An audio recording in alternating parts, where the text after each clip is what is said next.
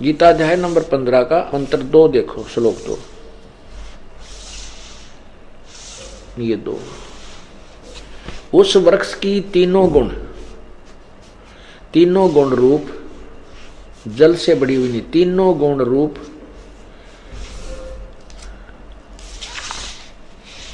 बड़ी हुई विषय भोग रूप कोपल विषय पर वाला शाखा है। यानी तीनों गुण रूपी विषय विकारों रूपी ये शाखा है, रजगुण ब्रह्मा, सदगुण विष्णु, तमगुण शिव। वास्तविक अर्थ ये है, इन्होंने लिखा है, पहले इनका लिखा हुआ सुनाता हूं। उस संसार रूपी वृक्ष की तीनों गुण रूप जल से बड़ी हुई एवं विषय भोग रूप कोपलों वाली देव, मनुष्य और तर्क आदि योनि रूप शाखाएं नीचे और ऊपर सर्वत्र फैली हुई हैं। मनुष्य लोक में कर्मों के अनुसार बांधने वाली अहमता, ममता और वासना रूप जड़ें भी नीचे और ऊपर सभी लोकों में व्याप्त हो रही हैं। इब्न अनुवाद इन्होंने यहाँ बहुत कुछ घुमा फिरा कर किया है।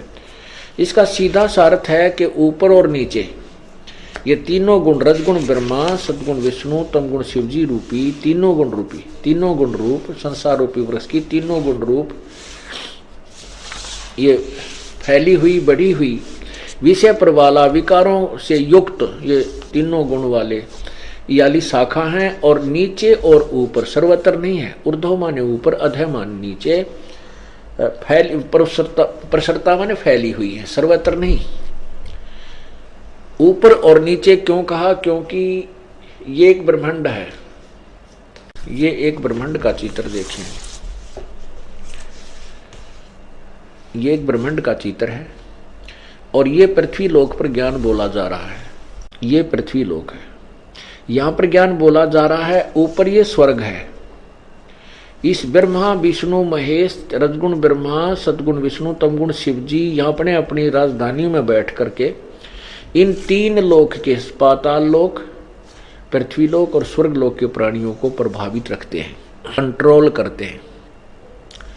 तो यहां बोला जा रहा है ऊपर और नीचे, बस सर्वत्र नहीं। ये तो बहुत अक्षेत्र शेष रहता, बहुत बड़ा ये ब्रह्मलोक है जहां पर इन ब्रह्मा विष्णु महेश की कोई सतिथि अस्तित्व नहीं है, इनका कोई वहां प्रभुता नहीं है। यहां तो ये काल स्वयं ही तीन रूप धारण करके इस अन्य क्षेत्र सबको कंट्रोल करता है। तो यहां ऊपर स्वर्ग में और नीचे पाताल में फैली हुई, सर्वत्र नहीं। क्योंकि गीता जी के अनुवादकर्ताओं का दृष्टिकोण श्री कृष्ण उर्फ विष्णु पर रहा। उन्हीं को सर्वशक्तिमान, सृष्टि रचनहार, अजर अमर अविनाशी मान करके श्री कृष्ण से द्वारा ही ये ज्ञान बोला गया, उन लोगों ने जाना और उन्हीं को सुप्रीम पावर मान करके गीता जी के ज्ञान का अर्थों में अज्ञान कर डाला, अनर्थ कर डाला।